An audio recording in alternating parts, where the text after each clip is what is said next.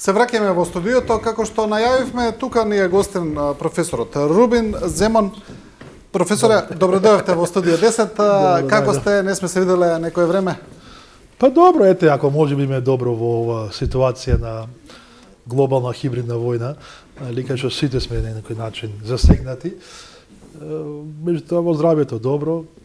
Гледаме ве, следиме на социјалните мрежи, активни сте и академски, патувате, работите на тој план често? Па добро, тоа е нашата вокација, нели? Мора постојано да се разменуваат знаења, искуства, добивање нови информации, така. Да. Бев во Унгарија, послано во тој институтот за напредни истражувања, имавме на зимска школа УНЕСКО мост, што е во рамките на Обединетите нации, така имаше луѓе од сите континенти на светов, така разменувавме искуства, знаења. Ајде, некако сега тргнавме од друга страна, но ајде да продолжиме така. Спомнавте Унгарија. Како стои таму, работите, зборувавте ли со некој таму од домашните аналитичари? Таму ги очекуваат избори, сега на пролет, ми се чини беа. Да, 15 април. Анкетите гледаме дека опозицијата води. Што велат таму вака малку? Добивте ли некои детали? Па добро, анкети кажуваат дека опозицијата води дека над 12%, што никош не било досега. Се надева дека, барем јас, дека ќе има некои промени во владењето.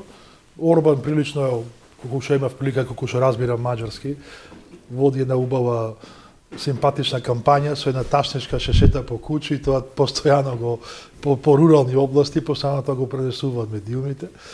Меѓутоа, расположението е тоа што е. Луѓето во Унгарија сепак мислам дека се гласат како гласачи повеќе наклонети да бидат дел на една компактна Европска унија, колку што се вака да се во некој анархистичко и либерален модел на владење, ако може така се дефинира нормално. По конзервативен начин, да речеме, на владење, може да се каже? Па и конзервативен и либерален, нели? Така што комбиниран. Денеска во главном живееме во некои хибридни комбинирани системи, све е нешто комбинации. Десните партии водат леви политики, левите партии водат националистички политики. Да, не се знае кој е лев, кој е десен. Да, не се знае ништо, све е како комбинирано. Во прашање се интересите. Меѓутоа сметам, ја лично мислам дека ќе има промени на владење на власта во Унгарија. Може би не како што Орбан владее, меѓутоа одредени промени ќе има и барем јас од тие луѓе што се сретнав, на тоа се надеваат. Иако секој со резерва, дека може во последен момент нешто да се случи, да се отпреврти расположението. Да, влијанието на Орбан е доста големо, не само во таа така наречена вишеградска група, туку и тука врз Балканот, гледаме дека неговите тој има прилично добри или одлични односи со српскиот претседател Вучик, со нашиот премиер, да, сакав да дојдам до тука, со Додик во Република Српска, имаше исто така добри односи, а Македонија гледаме дека па на некој начин има некакви посебни, специфични односи, ајде да речеме со Бугарија, со Унгарија, се извинам. Да. Таму се најчести се средбите, таму го добивме тој кредит од 1 милијарда. Таа конекција е прилично видлива. Ќе има ли некакви реперкусии врз односите на Унгарија со тие балкански земји доколку се смени Орбан? Што мислите? Или ќе се смени ли однос? Треба да гледаме пошироката слика, јас мислам. Знаете дека на членството на НАТО на овој регион на Западен Балкан секогаш Русија имаше одредени резерви. Кажуваше дека овој дел не треба да биде во НАТО, го се чаате пред неколку години. Да. Тоа Русија официјално го бара се уште, инаку се уште бара сите земји што влегле во НАТО по 1997 година да излезат од НАТО. Тоа е официјален став на Москва. Така, па дури војната во Украина објаснувајте дека НАТО дојде преблиску до Русија. Да. Така беше.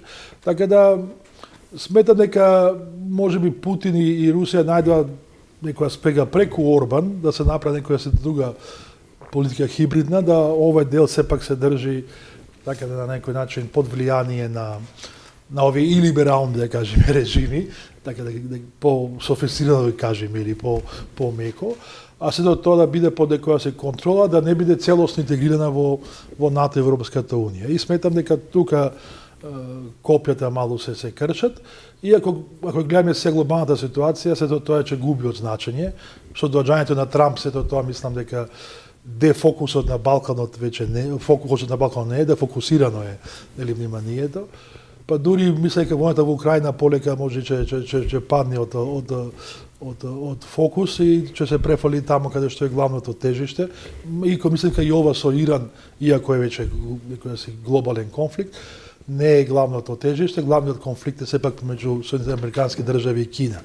И тоа се глобалните сили. А ние, во еден таков контекст, иако сме членки на НАТО, иако бевме на патот да бидеме многу брзо членки, равноправни членки на Европската унија, сето тоа нели го забавивме, ставивме некоја си рачна кочница на сите тие процеси и влеговме во сферата на, да кажеме, на Орбан, неговите и либерални политики, а и тоа што кажавте, тој кредит, иако мислам дека сега само половично е реализиран, така ли, околу 500.000 само се реализира, 500 милиони се реализиран.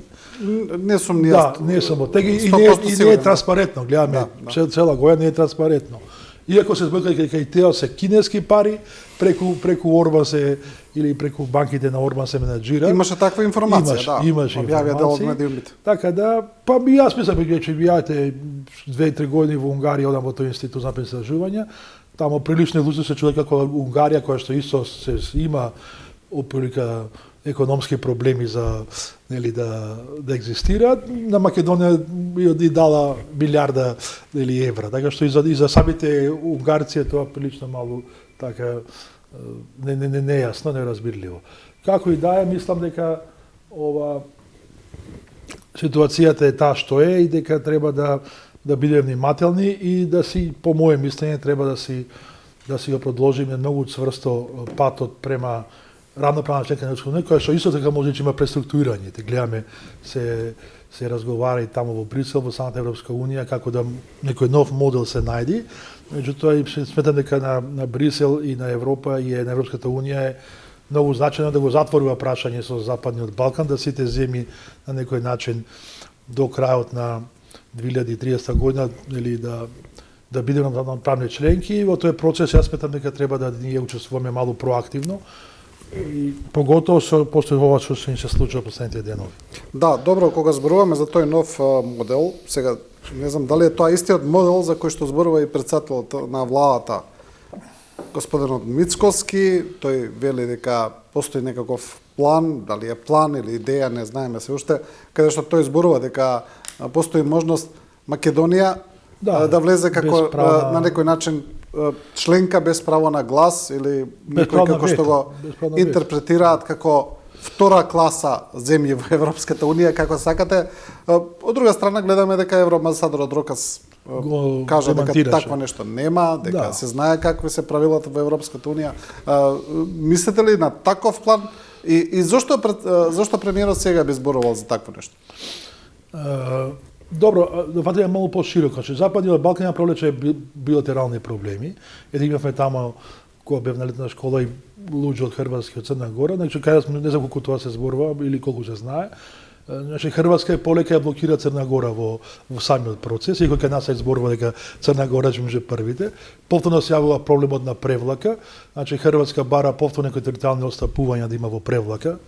Неколку гледачите знаат, че тоа е тој дел на Бока Которска кај Херцег Нови, нели каде што ако се контролира цел тој залив на Бока Которска. Значи Хрватска вика таму има се уште нерешени територијални прашања и тој е проблем што кажат. Вториот проблем што Хрватска го дава на Црна Гора, мислам Црна Гора тоа го реши е дека околу таа резолуција за Јасеновац, нели во Втората светска војна, Црна Гора во парламентот усвоила каде што Хрватска се изедначува со тоа што се случува во Сребреница. Нели тоа Јасеновац и тука се значи полека и тука проблемите испливаат. Има и други проблеми. Пред тоа Хрватска имаше таков сличен спор со Словенија за територијалните води. Албанија со Грција и се може се најавува некои проблеми ќе има. Така што на Европа е многу битно да нема такви билатерални прашања, затоа што побрзо се влези. Сега, знаете, да, Рокас кажа дека тоа официјално нема ништо, меѓутоа што се разговара на кулуарите не знаеме и немаме информации. И веројатно ова што го кажува премиерот Мицкоски, тоа се случуваше и порано, и пред 10 и пред 20 години, дека треба што побрзо се.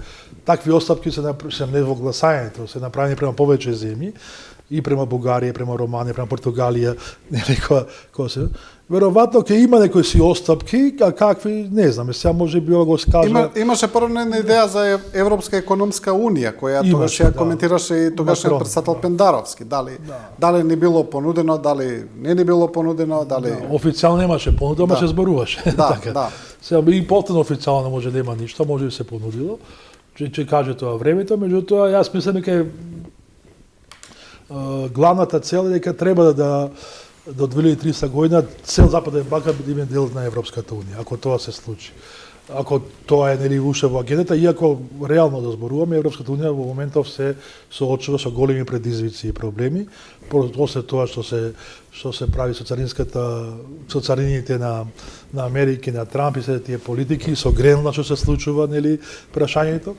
Така да, а и нормално е, нели, во сето овој конфликт со Украина, во Украина што е, нели, Европа на некој начин сега оставена единствената да му дада логистика и поддршка на Зеленски на Украина и на некој начин од Соединетите американски држави оставена на цедило што се кажува.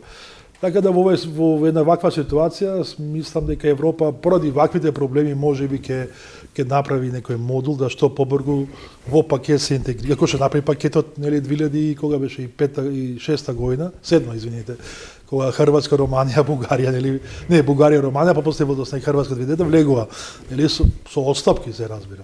Така што сметам дека и тука може да се направи нешто, иако ова што е како преговарачка рамка за нас, мислам дека тука некои отстапки ќе нема, дека тоа што ние домашно задача мора да се исполнува, може че има отстапки во некои си во пакет генерално стратегиски што го зема за цел Балкан. Да, кога зборуваме за тој некој нов начин на функционирање на Унијата, пред се мислам дека повеќе во фокус е Украина и Молдавија, каде што тоа е дел и од некакво мировно решение со Русија.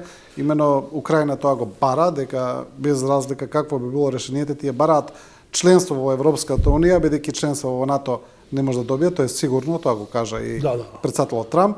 Така да тие бараат, а Европа бара начин како тоа да го изведе, бидејќи знаеме кои се процедурите за членство во Европската унија. Можеби ние тука би можеле да ќариме во тој поглед, но вие велите дека без разлика на тој план, дали ќе се случи или нема да се случи, нашите обврски во преговарачката рамка или промената на уставот со оставање на бугарите останува. Мислите дека тоа нема да се смени?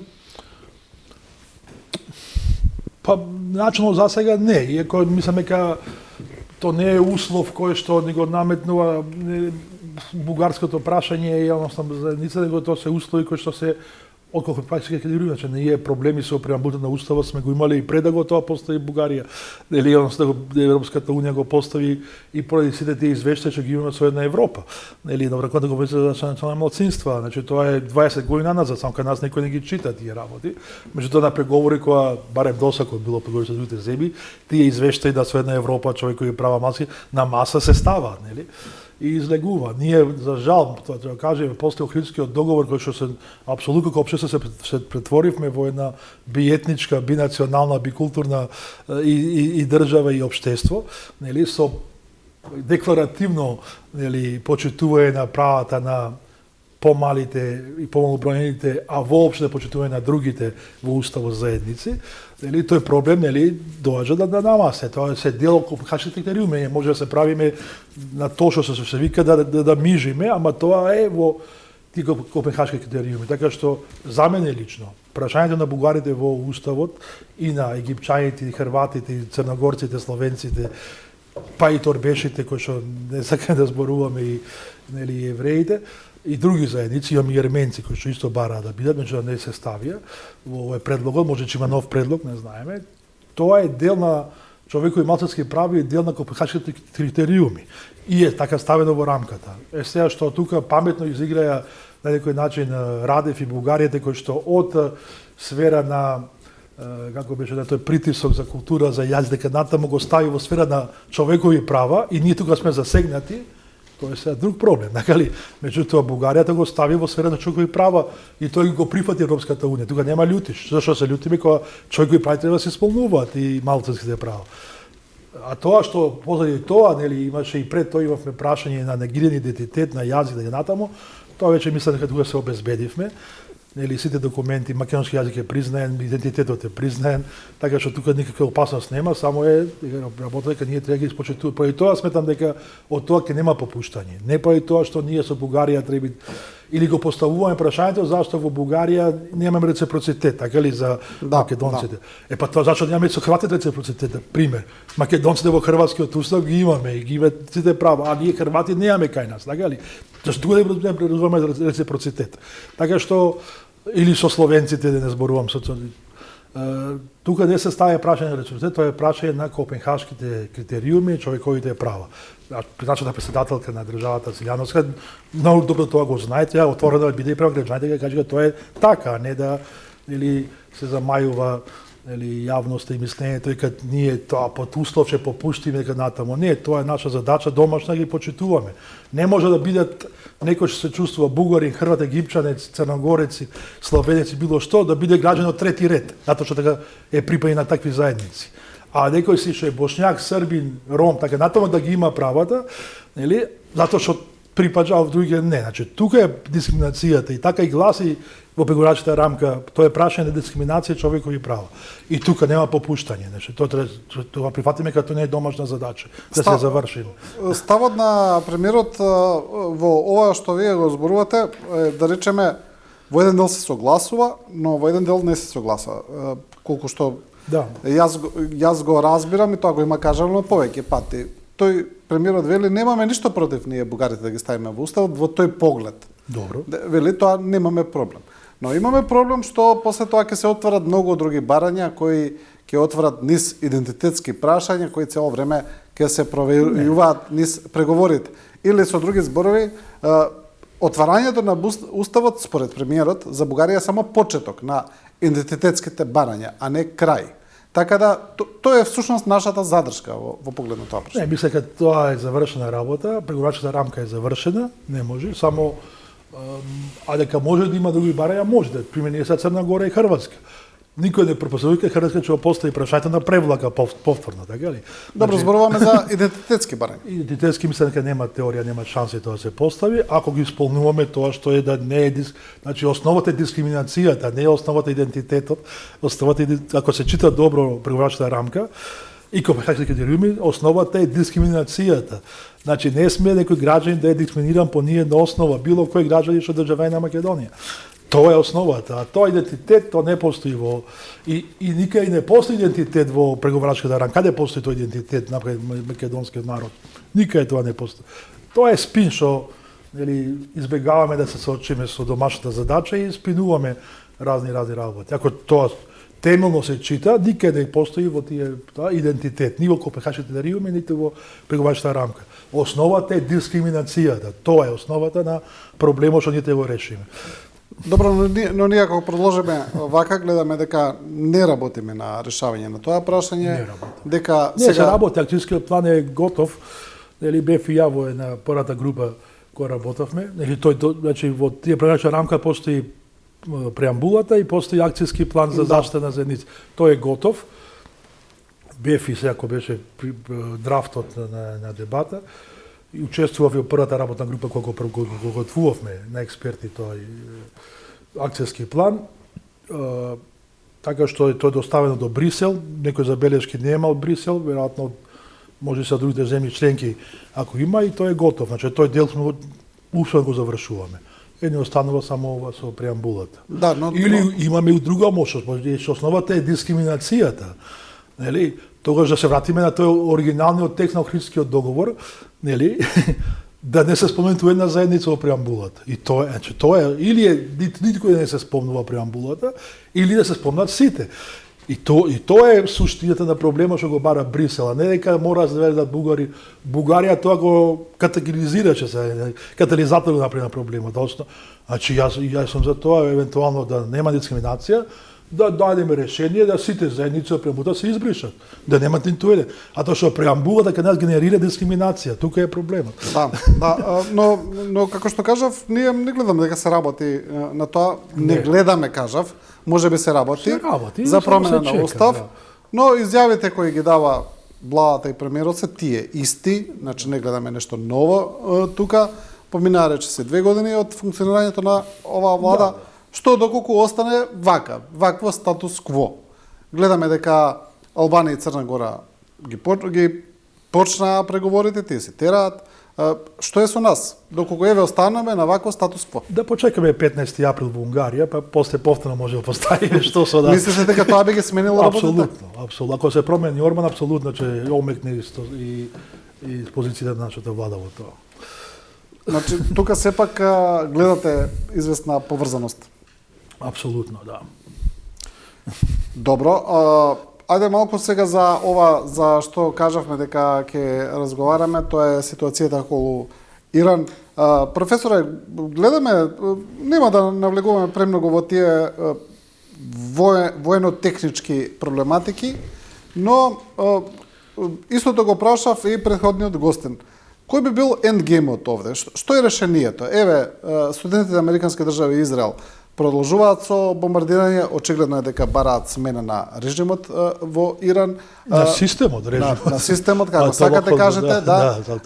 Но кој би била крајната цел? Бидејќи знаеме дека искуството од вакви некои слични интервенции во минатото, дали е тоа Сирија, дали е Либија, создаде така наречени failed states, земји кои подоцна потпадна во една целосна анархија, во граѓанска војна, во земји кои беа Ирак, да, извор на нестабилност не само за себе, туку за соседите, па и за континентот, и за европскиот континент, може да се каже. Од таму дојдоа реки на бегалци, на мигранти и така натаму. Затоа ве прашам, кое би било решението за крајното решение за Иран? Еве, што мислите, што гледа таа коалиција помеѓу Вашингтон и Тель-Авив? Па добро, сега проблемот според мене е мултидимензионален, историски е, нели? Не е свеж сега, не е само со Трамп и со Нетањаху, историски е проблемот. Уште промената на шахот и доаѓањето на Хомеини, држање на американски заложници се сечавате и тие што се сечава, нели, се тој проблем и узурпацијата национализацијата на нафтените полиња и така натаму. Значи кризата е, јас според мене апсолутно е дека станува борба за енергенси, кризата е енергетска. Се помалку имаме енергенси кои што треба да се конзумира, да се потрошат, а големите светски економии, па и малите, не само големите, нели, се зависни од енергенсите. И во секој случај јас по моје мислење дека главните опоненти во глобалната слика сега во современието е помеѓу Кина и Соединетите американски држави. Јасно дека Кина е голем консуматор на енергенсите и дека Иран е една од главните, да кажеме, добавувачи на енергија и на Кина. Така што сметам дека и да се случи вакво нешто, последната дова што кажувате да успее да Израел и да Америка да го совладат, да го сменат системот, на кој што јас лично сакам да се направи тоа, бидејќи сум против фундаментални режими и така натаму радикални исламски режими. Генерално сум да треба да се направи промена, да се демократизира, кажеме, Иран, иако и самата називот е Исламска република на Иран, и ги гледаме сега, сепак и поготоа што е убиен, ала тоа тие функционираат како република, прилично е на хоризонтално ниво поставена и хиерархијата, значи децентрализирано функционираат, така што не е баш така централизирано како што имаме имавме.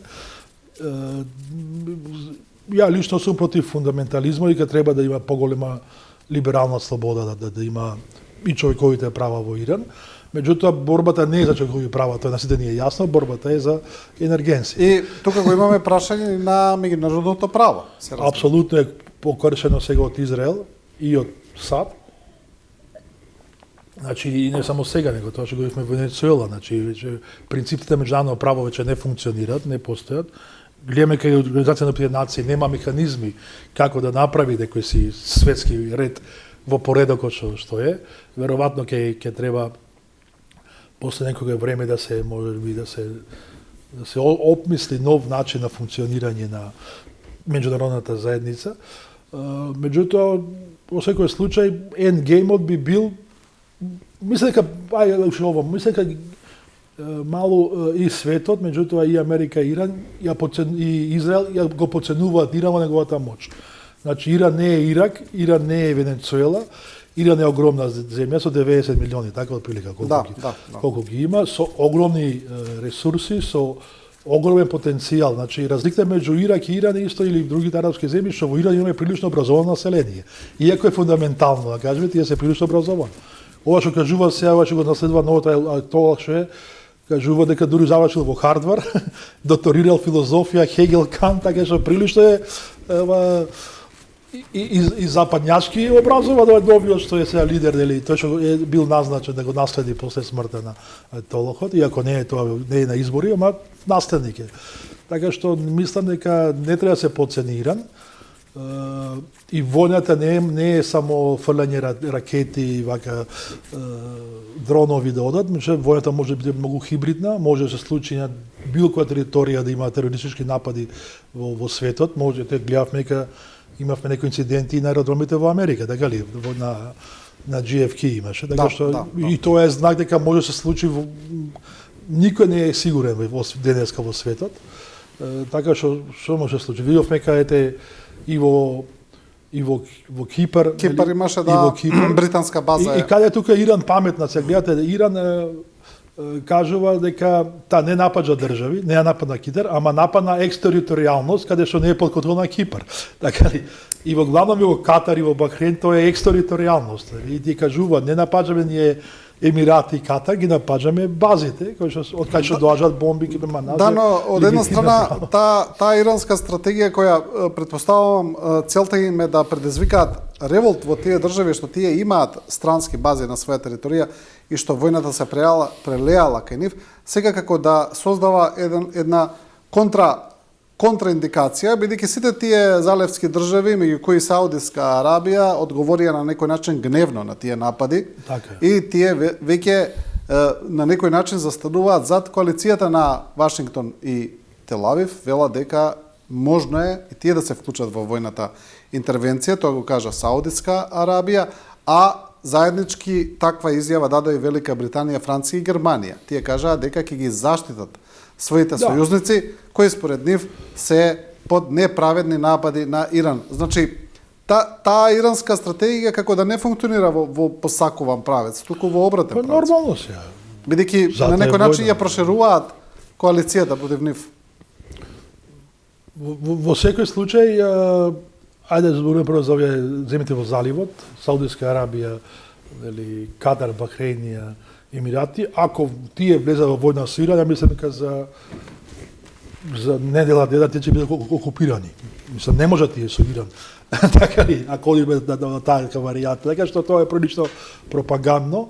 Иако пак ќе кажеме барем Дубај и во Катар имаме Дубај е 90% не население што е не со Емиратите, не се државјани. Да, странци. Значи тука не станува збор за луѓе од Емиратите, тоа се ете имам и јас пријатели родини што моментално се во Дубај и во Катар, или ги следам по социјалните мрежи, прилично и тие се уплашени дека не се. Да.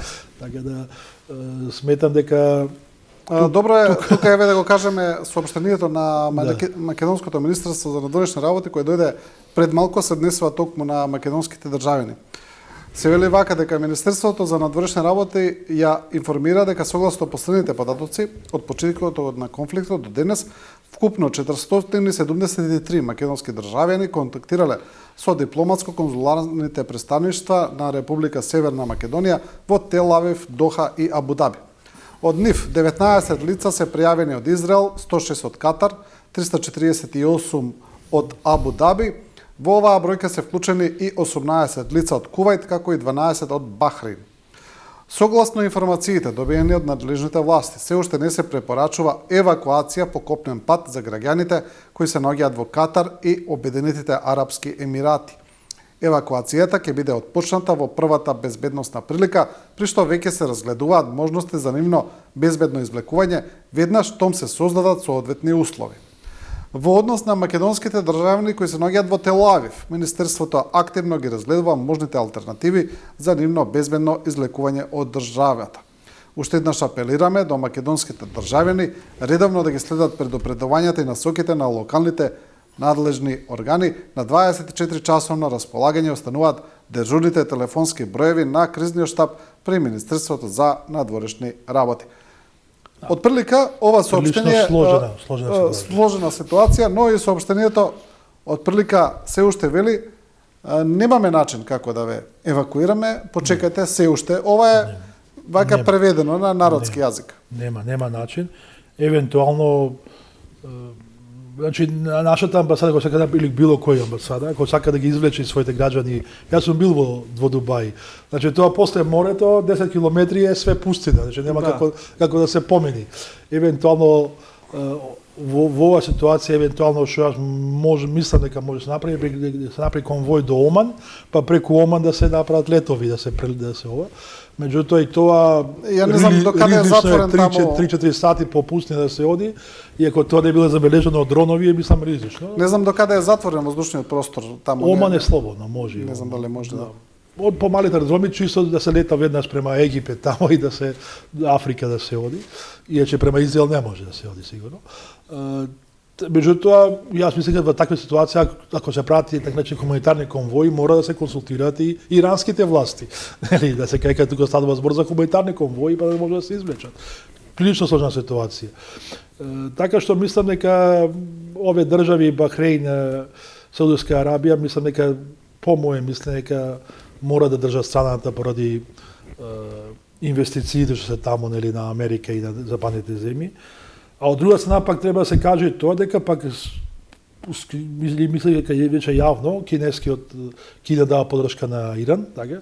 Да, не дава, да. И Русија и Кина, да. Русија потајно ја дава, така што станува збор за светски конфликт. Така што мислам дека во таква ситуација треба да бидеме сите малку препасливи, какви совети, што зборуваме, почнувајќи од мене, како особено медиумите, какви што информации се пренесат.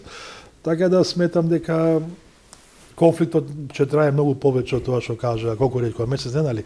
Па претседател Трамп даде неколку изјави, значи од првичните ни информации дека може да трае неколку дена, сега рече може и неколку недели и така натаму, така тоа е потценување на Иран, мислам дека е потценување, Иран сепак не е земја за потценување. Иако, пак ќе кажам, јас сакам да се промени режимот, системот, да биде полиберален, меѓутоа не треба да се потцени непријателот, да кажеме така, водници. Се чини дека во оваа приказна некако војната во Украина падна целосно во втор план, некако веќе не се зборува ни за тие преговори помеѓу Украина и Русија, тие инаку требаше да се држат во Абу Даби, но таму сигурно нема да се одржуваат. но воопшто не се не зборува за преговорите, инаку секојдневно слушавме нели Русија бара ова, Украина дава она и така натаму, сега не се слуша ништо. Што значи тоа за двете земји? Русија некако од еден, да речеме, светски геополитички играч полека е истуркана од претходно од Сирија, сега и од Венецуела, некако како да заглави таму во Украина и таму не гледаме некакво решение. Па, по моје мислење, јасно е дека Трамп и Путин кога се во Аљаска направа некоја си разбирање. Мислам дека што побрзо треба и по моје мислење и Европската унија, со таа група што се собра, нели, каде беше во Лондон, од европските земји со Зеленски, да се направат, да најде некоја заедничко решение и да седне на преговарачка маса со Русија, да веднаш се прекине конфликтот, бидејќи ако имаме две конфликтни зони каде што и прилично сите се снабдувачи со енергенси и со сите сировини, ние ќе падне како цел свет ќе падне на голема рецесија. Затоа што ќе нема како да се преживее, што се вика, ќе нема енергенси. Така што јас мислам дека добро е ако Украина малку се направи кој се примирие, одреден период додека не се решава ситуација на Персискиот залив, да кажеме, и сметам дека на тоа треба да се вложат сите напори, особено на европските земји, на Европската Унија, да на некој начин се стабилизира ситуацијата, само некој привремено примери, да кажеме, додека не се решат проблемите што се посуштински таму во Украина. Иначе, пак ќе кажам, и за Русија тоа истрпувачко, да не збориме за Украина. Украина рече скоро во сите аспекти е девалвирана, меѓутоа е проблем и за Европската Унија и за сите земји. Да. Добро, кај нас полека повторно се враќаме. Интересно е соопштението на СДСМ. Нормално дека опозицијата го искористи веднаш за напад, но и според мене е малку дискутабилно, каде што се зборува каде што СДСМ зборува за интервенцијата во Иран, а во вториот дел, сега парафразирам на некој начин, а да го потсетиме американскиот претседател Трамп дека и во Македонија има режим и така натаму, па некои тоа го интерпретираа како да велат, ајде, штом завршите со Иран, продолжите со бомбардирање тука. Се разбира дека СДСМ не го кажа, но сепак во ист контекст беше ставено тоа, во истото соопштение беше ставено и дека во Македонија има режим. Според вас таа комуникација беше ли малку несмасна, да речем? Па добро, не несмасна, сепак ние живееме еден реален политички живот и дека треба да бидеме свесни дека ние како земја сме исто така влезени во една длабока криза, или пред се економска, гледаме што се случува, гледаме дека нема ни диалог, социјален диалог ни со синдикатите, повторно ќе имаме протести, дека тоа е најбитна работа, економската ситуација. Од друга страна гледаме дека Македонија е типично без некој компас во меѓународната политика, што каде имаме некој се стратешки партнер дека сме на Америка, што мисламе кој да не слушни е сатирично, да кажеме дека ние сме на Америка како многу важен стратешки партнер сме ние на ним. Тие на нас сигурно дека се, меѓутоа ние на нека сме не би верувал. Меѓутоа се повеќе го изгубивме чекорот за евроинтеграција и пои тоа сметам дека се до тоа пак ќе кажам е оставено на една врхушка на власта да одлучува сите овие проблеми, за кои што според мене немаат капацитет да се соочат со сите овие проблеми во моментов и поради тоа така треба да се разбери ова изјава на СДСМ и на Венко Филипче. Меѓутоа јасно дека Македонија се наоѓа во еден, да кажеме, блокада, чорсокак, да кажеме, како да речеме, дека во суштина нема како да може да се снајдеме во оваа ситуација. Евентуално, само пак ќе кажам, да се чека 15 април да видиме што ќе се случи. Се донесеме во ситуација да бидиме да ние нашата политика зависи од тоа што ќе се случи во Будимпешта на 15 април. Значи така донесе ситуацијата во Македонија. Што мислам дека граѓаните не заслужуваат така, не гласат за такво нешто сигурно на парламентарните и на локалните избори, за да ваква политика во случајот тоа не се случува. Многу зависи се разбира што ќе се случи во Бугарија. Кога се таму изборите? Во март? Па, да. Во март? Но таму е, да, со изборите е тотално нејасна ситуацијата. Тоа, не знам кој поред се веќе парламентарни избори. Не ги не броиме. Мислам дека се консолидира, меѓутоа ќе го имаме Радев сигурно за премиер по мое мислење. Па, неговата коалиција водеше последно што гледам. Најверојатно и многу ќе зависи ситуацијата од тоа. Не треба да ја пренебрегнеме ситуацијата во Србија, прилично е сериозна и таму. Се очекува, ми гледам дека нема повеќе тоа чачи ленче го вика, ја нема, ги нема тие протести и на студентите, меѓутоа ситуацијата е тензична. Се очекува и таму, меѓутоа мислам како и Македонија и Србија чека што ќе се случи во Будимпешта на 15 април, така да сметам дека како и да е ситуацијата кај нас не е розова, не е никаде во Европа, да се разбериме, не е ниту во Германија, ниту во Франција, се случам и во Германија се повеќе и повеќе работници се испуштаат од фабриките, се помалку работни места.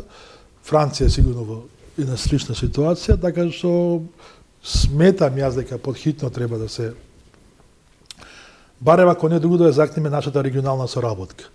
Нели, барем за ресурси, за прехрана, за тие работи, дека треба што побрзо да обновиме нашите регионални да кажеме, контакти тука и нормално се одржиме курсот на Европската Унија. Бидејќи сепак за нас како најбезбедна ситуација, барем економски, сметам дека е Европската Унија, иако во оваа ситуација не треба да ја избегнеме регионалната соработка. Денеска во Македонија во посета генералниот секретар на НАТО Марк Руте, посета која сега доаѓа во контексти на војната во Иран, иако е претходно најавена, не доаѓа специјално за тоа. Очекувате ли нешто од Руте, некакви посебни пораки? Мислам, нашето членство во НАТО е завршена Па не знам агендата која да. Има Пак ќе се сретнат со претседателката, ќе имаат пресконференција, но не знам што би можеле да добиеме како порака. Гледаме дека овие ракетите од Иран летат над 2000 километри, така ли? Од прилика. Значи, може би такви безбедностни прашања се постават. Ние сме многу далеко од таа работа. Меѓутоа, знаете што, мене што ме плаше, ние последните 2 години во таа меѓународна политика се однесувавме баш каубојски. Така ли, гласавме против газа 2-3 пати. Да. Така ли? Да. Што нас како Македонија не обележава и која си мапа тамо дека сме стратешки партнери. Така ли?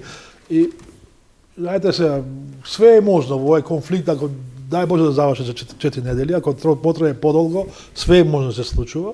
Никој не е безбеден, така што ова посета на Руте во Македонија можеби е во цел на тоа да се зголеми безбедноста на НАТО. Иако со мене веќе дали НАТО без Америка, со Америка како тоа функционира, не знам, веројатно ќе ги информира за таа ситуација.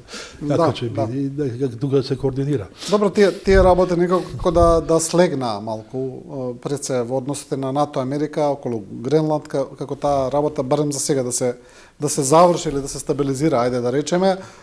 Ние за тоа зборувавме и со претходниот гостин. Ние имаме заменик генерален секретар на НАТО, ние како држава зборам, како Македонија. Но некако како да не го користиме тоа воопшто, дури како не сакаме да го спомнеме како момент или како адут, се разбира од партиски причини, а не од некакви други. Или од балкански комплекси. Може би тоа, да. Па да, тоа што кажавте, Шечеринска доаѓа од СДСМ партијата, нели тоа не сека на ВМРО да го искористи на максимален начин, иако ВМРО нели се обидува да директно комуницира со периметрот на Трамп, нели, така што можеби во таа политика така се позиционира нашата влада.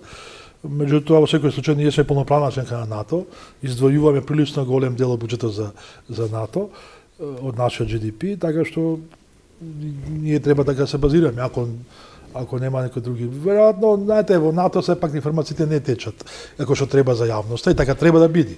Нели, не може да знае јавноста све што се случува од таа сфера што работи НАТО. Веројатно, јас пак ќе мислам дека станува збор за некои работи превентивни и безбедности да се превземат. Сепак ние со нашето членство го затворивме јужното крило, така ли се зборуваше? Да. Така што геостратешки Македонија сепак е важна земја, тоа треба да го имаме предвид. Иако економски, демографски не сме толку битни, меѓутоа геостратешка позиција е многу битна и веројатно и за НАТО тоа мислам цел западен Балкан. Барем регионално е битна, да. Да.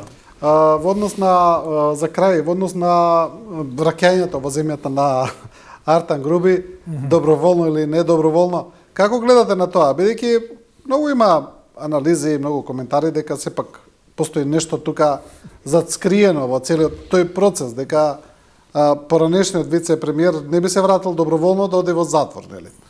И од прилика и од одлуката... А што е конкретно обвинението према Артан Груби, ја не знам стварно. Па нешто поврзано со набавката на водел седница на влада, така ли? На лотарија тамо за тие апаратите. И што? Па тоа треба цела влада да се затвори. Ако тоа е, или па можеби е тоа интенцијата, за тоа треба да затвори цела влада. А меѓутоа и денешниот премиер може да случи некогаш кој ќе биде премиер, некој да му каже се одат седница на влада. По моje мисли се, ја не знам што е обвинението, не знам зашто е обвинет Артан Груби, не го знам лично и по кој член, така што тука не е прво јасно. А ако од тоа што слушам јас дека по тоа што водел седница на влада за ВЛТ тамо, нели, па тогаш тој не гласал сам, гласале сите министри. Така ли, ако имало тука нешто незаконски. Така да сметам дека по моје мислење, сепак тоа беше самото доаѓање на Артан Груби, беше во рани утрински часови со камери. Само тука фатите дека се за тоа е кој се политички монтиран случај и на крај че испади политички монтиран Да, случај. но некако отиде од позитивен пиар за власта во моментот кога беше донесен кога му беа ставени лисиците, во негативен кога беше пуштен во домашен притвор. Па мислам дека тука мало и премиерот е затекнат. Веројатно не е под негова контрола што се случува и не знам кој што како ја прави ова работа. Меѓутоа Мислите дека е така? Па тоа што кажете сами са бали од триумфализам да вечер отидува на друга крајност, така ли?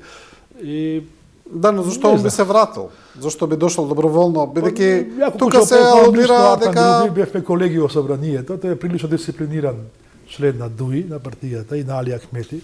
Веројатно тоа прашате го патете на Али Ахмети. Мислите дека не постои некаков политички договор околу неговото враќање? Постои, ама немам сознание, така што најдобро некој член на ДУИ да ги прашате, бидејќи тие се прилично, пак ќе кажа, Марта Груби е прилично дисциплиниран член на ДУИ и на Али Ахмети, некој од тоа окружение да го прашате, може би ќе добиеме повеќе информации. Да, некако не се спомнува веќе ни темата предвремени избори, како премиерот во последните изјави да ја затвори таа тема, повторно се врати на темата реконструкција на влада. Очигледно е дека оваа влада за сега не планира такво нешто, дека ќе се оди до крај на мандатот. Реконструкција под хитно, особено мислите за образование. Значи ова што се прави со јавната дебата за образование и начинот кој што се доноси предлог закон, кој што е катастрофален закон за мене, и начинот кој министерката шерифски дели го брани законот, значи под хитно треба, че тоа не доликува да се зборува за високо образование на тој начин, сепак тоа станува збор за високо образование. И неколку министри треба реконструкција и пред да имаме избори, а сигурно ако има избори ќе имаме и прженска влада. Така да Добро, доколку има реконструкција сигурно нема да има избори. Тоа е Па мислам дека нема да има избори ова година, по моје мислење, можеби почетокот на 2027 година и тоа е добро за државата. Но тогаш веќе би дошли и редовни избори. Не, близко 2028. 28. Па близко ќе биде, да. Па добро, на 3 години доста му е. Така што, по моје мислење, дека треба да се направи освежување, конструкција, да дојат, мислам дека, пак ќе кажам, во ова влада немаме доволно компетентни лица да се соочат со ситуацијата. Тоа најдобро знае мандатарот, премиерот, меѓутоа треба да се направат, бидејќи Македонија и светот се соочуваме со многу големи предизвици. А можеби, како што вие велите, ги чека премиерот и изборите во Унгарија. И за тоа. Апсолутно, добро, за тоа не му треба за реконструкција, не му треба тоа, може веднаш да направи некои промени во неколку кабинети да ги промени, да. Да, добро. Професоре Земун, ви благодарам за учеството во емисијата. Благодарам на вас. И со ова го завршуваме и ова Студио 10, почитувани гледачи. Ви благодариме на вниманието и на довербата и останете со програмата на Телевизија 24.